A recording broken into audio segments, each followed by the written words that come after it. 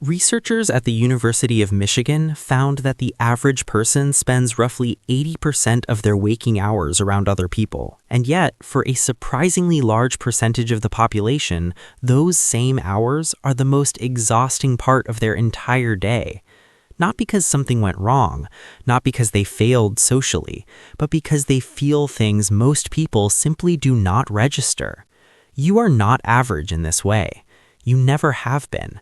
While others walk away from a crowded room feeling charged, you walk away feeling like you poured yourself into everyone else and came home empty. And tonight, that is exactly what we are going to talk about.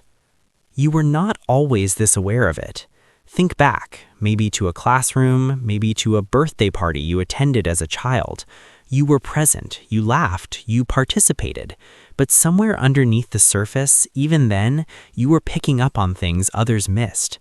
The tension between two adults across the room, the friend who said they were fine but whose eyes told a completely different story, the subtle shift in someone's energy when the conversation turned. You were not overthinking it. You were simply receiving.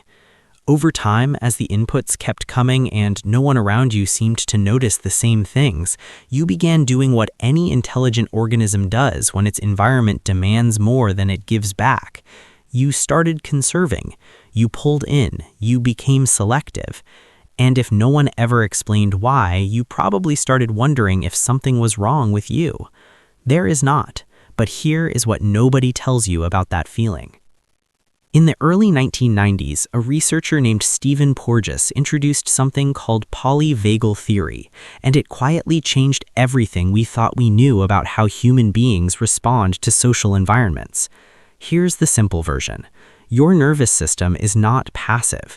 It is constantly scanning the world around you, other people's faces, voices, micro-expressions, posture, and making real-time decisions about whether you are safe.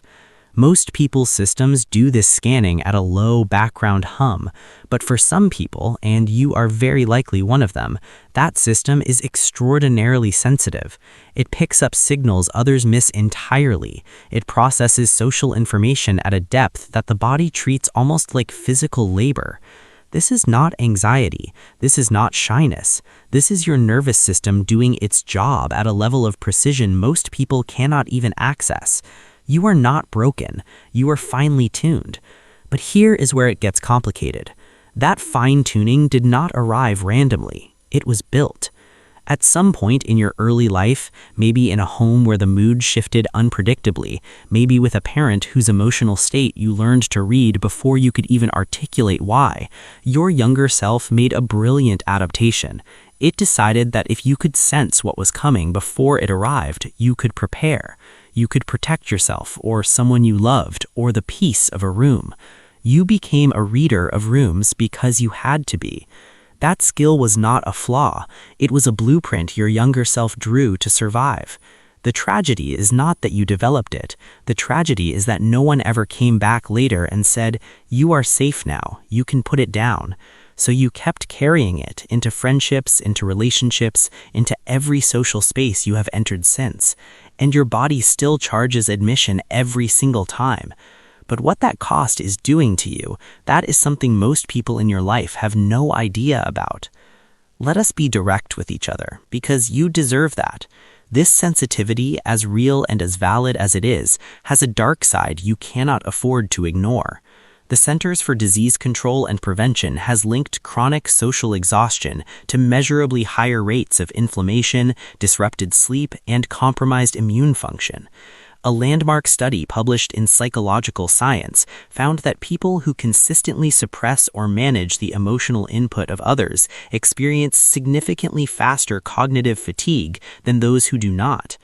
And Harvard researchers studying loneliness found something counterintuitive. Some of the most isolated people they tracked were not people who lacked social contact. They were people surrounded by others, yet perpetually drained by it. You can be in a full room and feel completely alone. You can love people deeply and still need them to leave. That is not ingratitude, but it is a signal. And if you keep overriding it, your body will eventually stop asking politely. Now here is what the research actually says about people like you, and this is the part most channels will never show you because it doesn't fit the simple narrative. A study out of Stony Brook University led by psychologist Dr. Elaine Aron found that people with high sensory processing sensitivity demonstrate measurably superior performance in tasks requiring empathy, nuance detection, and creative synthesis. They are statistically more likely to be the person in the room who actually understands what is happening. They are more likely to notice the colleague who is quietly struggling, more likely to pick up on the flaw in a plan everyone else approved, more likely to create art, build trust, and hold emotional space that others simply cannot access. Your exhaustion is not evidence that you are weak. It's the receipt for the extraordinary amount of work your nervous system does every single day, work that most people around you are not even equipped to perform. You are not behind. You have been running a different race. Here is a word the world owes you. Society has called you sensitive, introverted, antisocial, distant, difficult, high maintenance. None of those words fit. The word that fits, the one Dr. Aron's research actually uses, is highly sensitive person, or more precisely, you are selectively present. You don't withhold yourself because you don't care. You protect your presence because you know exactly what it costs, and you have learned through years of experience that not every space deserves that price. That is not a disorder. That is discernment. And discernment, unlike exhaustion, is something you can build a life around. If you are still watching this, there's probably a part of you that needed someone to say this out loud. So here it is, plainly. There is nothing wrong with you. The way you experience other people, the depth of it, the weight of it, the way a single conversation can take something out of you that takes hours to recover, that is not a malfunction. It's a feature of a nervous system that was built for a level of connection most people will never understand. Where do you go from here? You start by treating your energy like the finite, valuable resource it actually is. You stop apologizing for needing quiet. You stop performing social ease you don't feel. You start choosing environments and people who give something back. You don't owe the world your depletion. Your sensitivity is not your weakness. It is your signal.